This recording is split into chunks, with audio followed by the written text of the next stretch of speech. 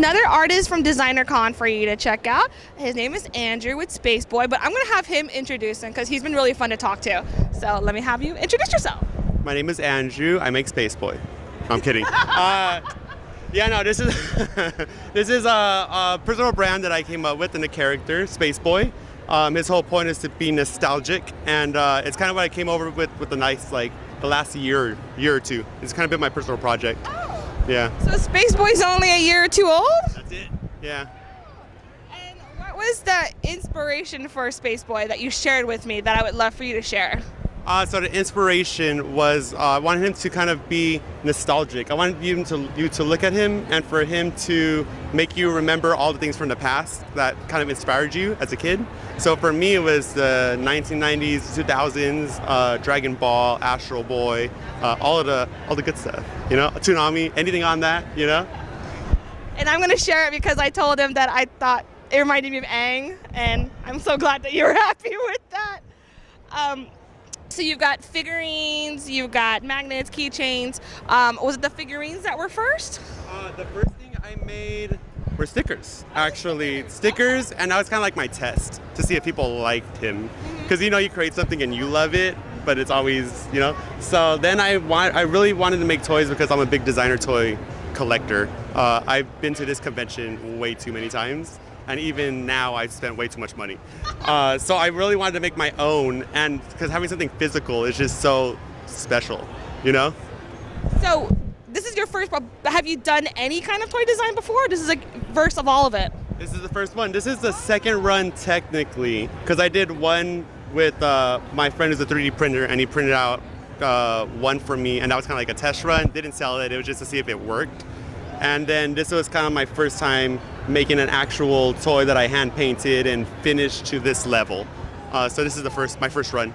Yeah, so of all of these, there's a bunch of different colors, but on the bottom you'll see the first versions. Basically that's his main color. So his main color variation is that bottom, and that one right there. That so far I've gotten everyone to say it kind of gives them that retro kind of like old, like even Japanese toy feel. And that was kind of the feel that I was looked at. I looked at all the old packaging, and that's kind of where I got his color scheme from. So that's him, is at the bottom. Like candy. Yeah, I have that too.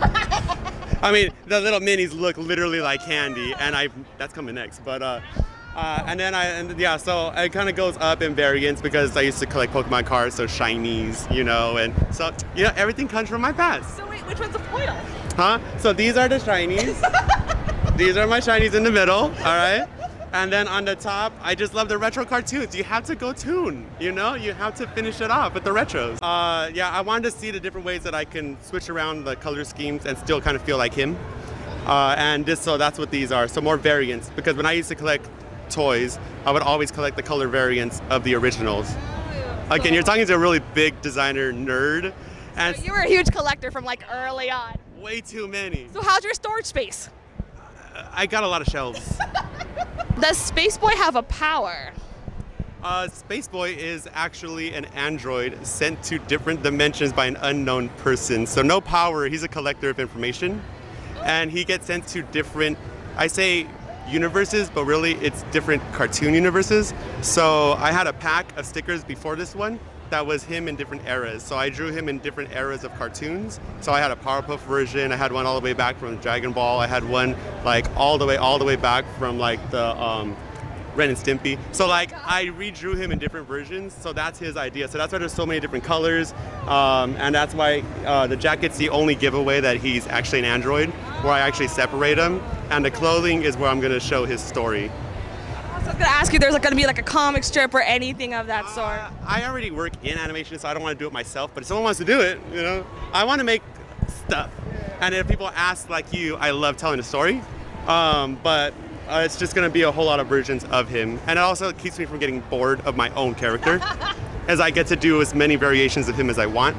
And, you know, like even this one, I put in the DesignerCon logo guy. So there's his eyes, because that's what's running him for this version. But that's not all versions, you know? Yeah. And then actually, finally, what has been your favorite reaction for people seeing your work? My favorite reaction was somebody somebody came up and kind of clocked exactly what I was trying to do without me saying it. And then it came across the whole display as well when he looked at this and kind of matched it to toys like Little Homies. I don't know if anyone knows Little Homies. Yeah, that's why I got the gumball, and that's why I put them in there, because I used to collect Little Homies. And he clocked it. Yeah. And it's just all those things, you know? Even the way that the stickers are packaged. So like all of that kind of stuff, putting the stickers all over, he clocked it. And that made me so happy. That made me so happy. It's always nice that collector becomes creator and the cycle keeps going.